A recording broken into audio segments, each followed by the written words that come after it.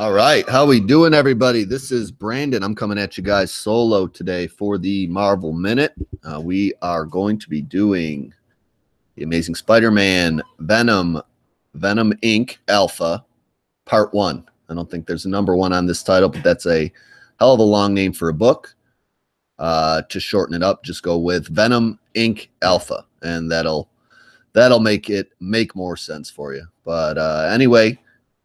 This book beat out 2 others this week: Astonishing X-Men #6 and Spirits of Vengeance #3. We're going to get into the creative teams here, our blurb, and, well, not we, I. We're going to get into all that here and tell you guys what this book's about here. We got writer of Dan Slott and Mike Costa, and I will tell you right now, this is a Mike Costa written book. I'm not sure what Dan Slott contributed to this issue, but it wasn't much. Maybe some story ideas. Anyway, art team is Ryan Stegman and Brian Reber. Marvel Comics production. This was a $4.99 cover price. They snuck this one in there on you, like Marvel likes to do. But anyway, let's get into our blurb and tell you about this issue. I know exactly what everyone wants for Christmas. It's another Venom-centric mini event. Nailed it, didn't I? Here we go in true 90s and then again mid-2000s fashion. If we have a showdown, let's jump into this extra size Alpha issue and see what we have in store. So the issue starts off, surprisingly, in Philadelphia of last week as we check in on Mania, who is kind of an offshoot of Venom symbiote with a different person. It's actually a female. I forget her name off the top of my head. We'll cover that in the midpoint facts. But anyway, Mania is swinging through the streets, stopping random crimes while she's chatting on the phone with former Venom host Flash Thompson.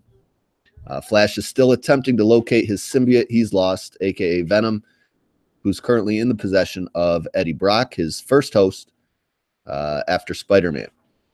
At one of the stops, after she's done taking care of just some low-level crooks, Mania kind of runs into the situation without much of an idea what's going on and runs into some problems.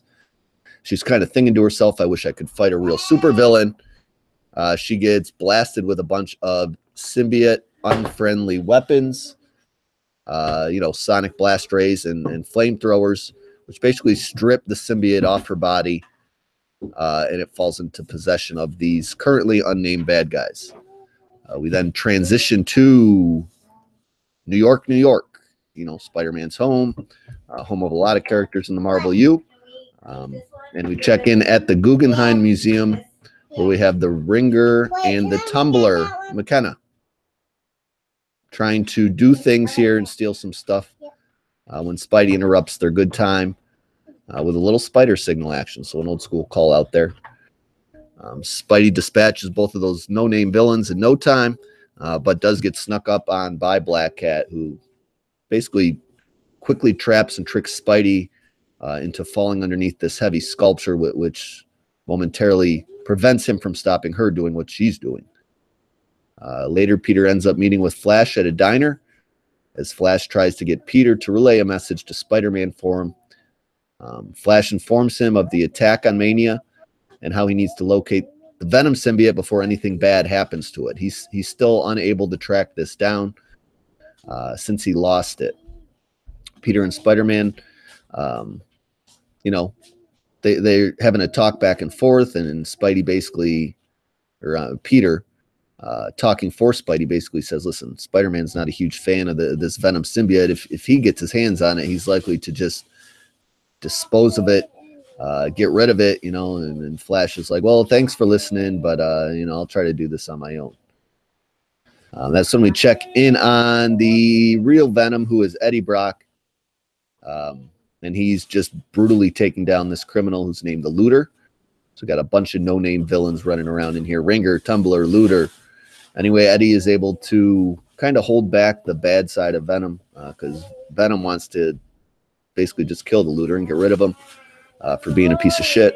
And Eddie's able to hold that, that feeling off. He heads back to Alchemax for a more permanent solution to the temporary drug they've been giving him to kind of quell this symbiote's rage. Once inside the building, we see Flash is hot on the trail of Eddie, so he's been following him around. McKenna. So in the lab, I'm all lost here. Cut. Why was everybody leaving me alone when I set this all up? And the second I start talking, I have people surrounding me. Jesus Christ.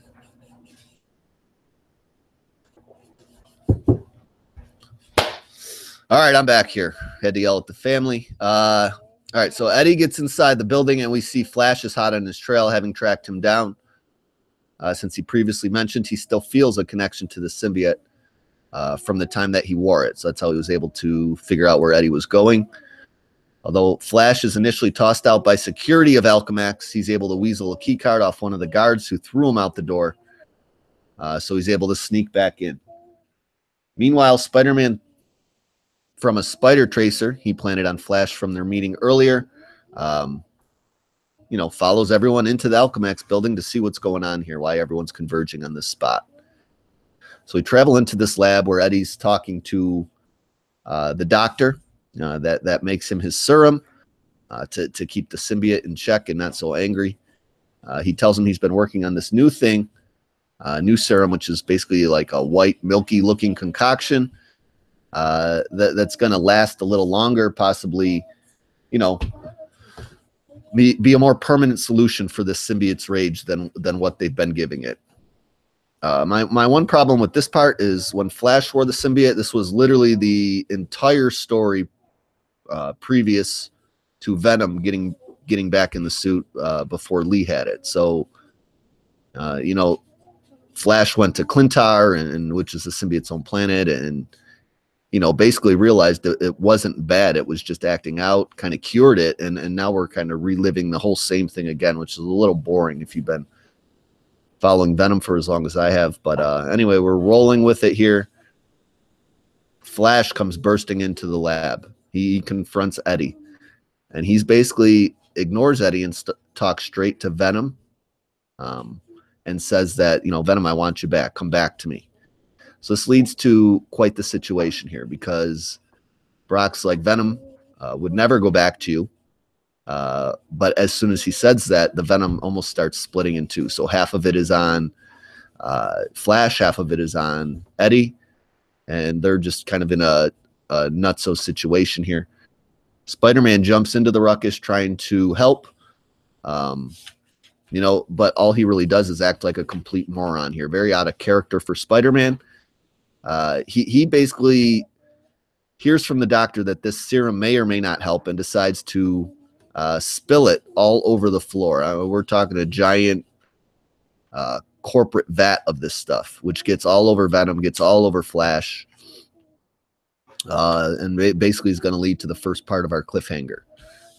So the first part of the cliffhanger is Flash Thompson is in possession of at least half of the symbiote, and it's now turned into anti-Venom, and covered him in the anti-Venom suit.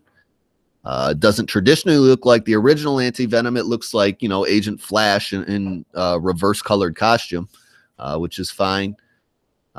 It's kind of a little fuzzy what happens to the other half of the symbiote, if it's just all joined with Flash or any of it has stayed with Brock at all.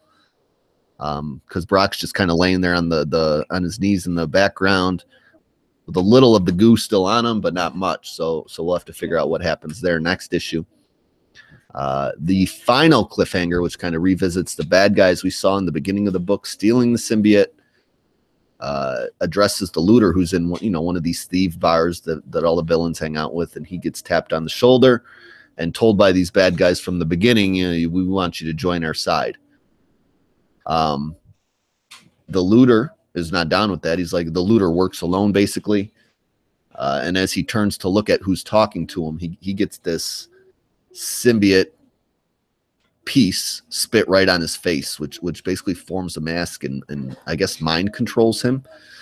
So I'm not really sure what they've done with this Mania symbiote, but it looks like they have split it up into multiple pieces, and they've got all the villains in this bar covered up looking like a disaster ready to cause a ruckus. And that's how our issue ends, and we'll continue next week in Amazing Spider-Man, whatever we're on, 792 or 793, I'm not quite sure. And this is a 5-part story. It's going to be the next 2 Spider-Man issues, the next 2 Venom issues, and then a Omega Venom Inc. issue. So we got a 5-part mini crossover here.